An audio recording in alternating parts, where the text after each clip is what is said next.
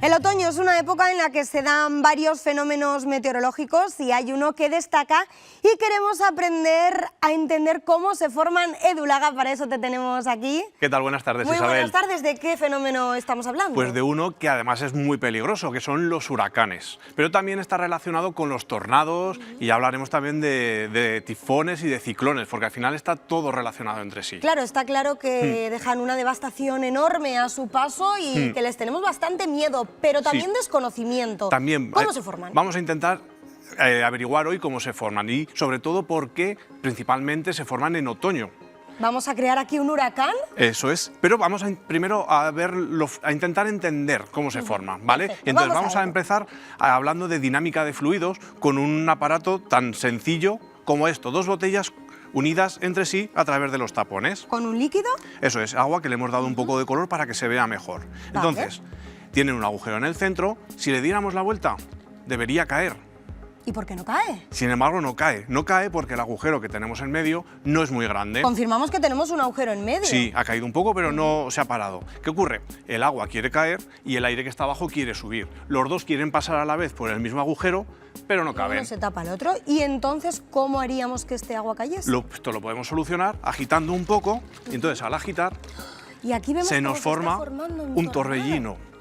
Este torbellino, ¿qué es lo que está haciendo? Está creando está facilitando ese intercambio. Si nos fijamos, por la parte más externa va el agua y en la parte interna va el aire. Así puede bajar el agua por los lados y el aire puede subir por el centro.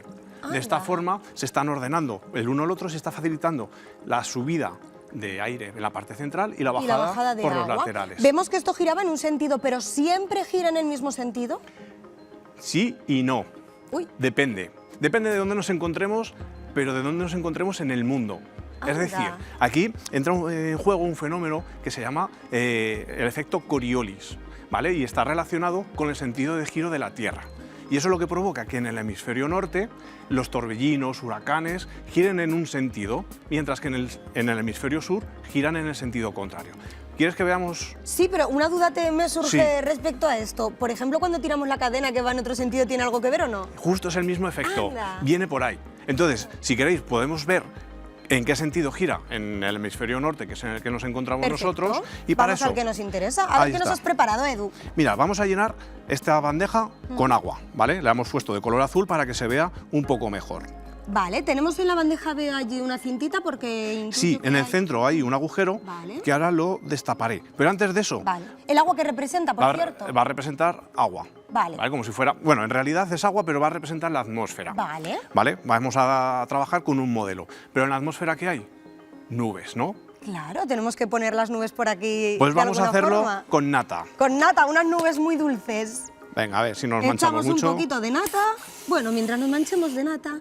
Sí, podría ser peor con otras cosas. Y la incorporamos a... Pues eso es, mira, primero voy a destapar para que empiece a caer el agua y vamos a ver, le cuesta un pelín, pero iremos viendo que poco a poco... Y colocamos aquí las nubes, hay que extenderlas de alguna forma. Sí, las tendemos un pelín. Vamos a extenderlas.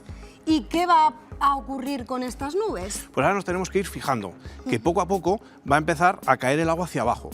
Pero a la hora de caer se empieza a generar un movimiento. Le cuesta un pelín. Vamos a ver si localizamos ese agujerito y así lo movemos. Lo tenemos ahí en el centro. Un poquito. Entonces, ¿qué ocurre?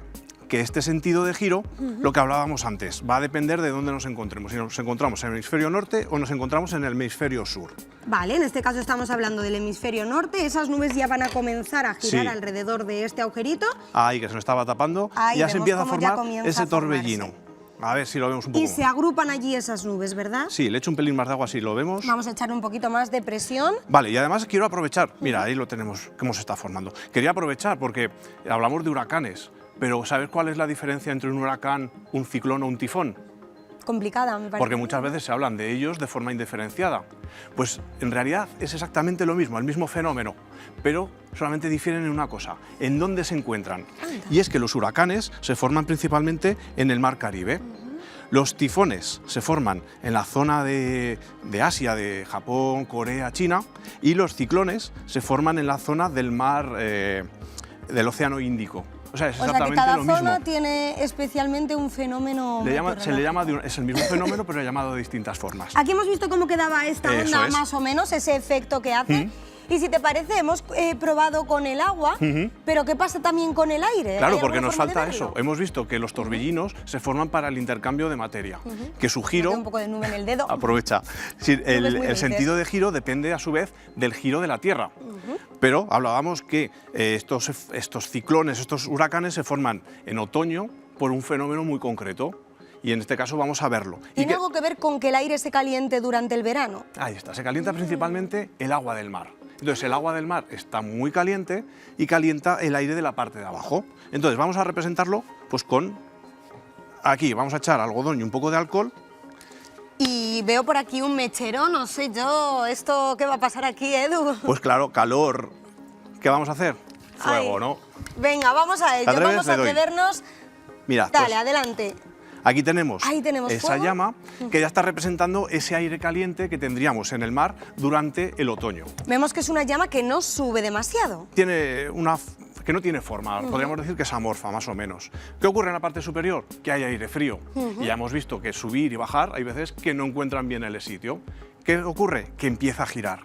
Y si empieza a girar esta llama, vamos a ver qué es lo que le ocurre. Vamos a bajar esas luces y vemos cómo esa llama sube. Se nos empieza a formar un torbellino, en este caso de fuego, que lo que está haciendo es que intercambia el aire caliente con el aire frío. El aire caliente sube por la parte central y el frío baja por los laterales. Un torbellino cada vez más alto, ¿no? Exactamente, y además como muy bien definido, tiene una forma muy concreta. Una forma exacta. Y cuanta mayor es la diferencia de temperatura, pues mayor fuerza, mayor potencial tiene este huracán, este torbellino, tornado o Claro, lo que sea. precisamente de eso depende toda la devastación que puede ocurrir en muchos Ahí está. lugares. Y puede alcanzar hasta unas velocidades de unos 250 kilómetros hora. De hecho, ahora vamos a ver un caso. Muchísimas gracias, Edu Laga, por hacernos ver y entender un fenómeno tan importante y tan peligroso a su vez. Muchas gracias a vosotros.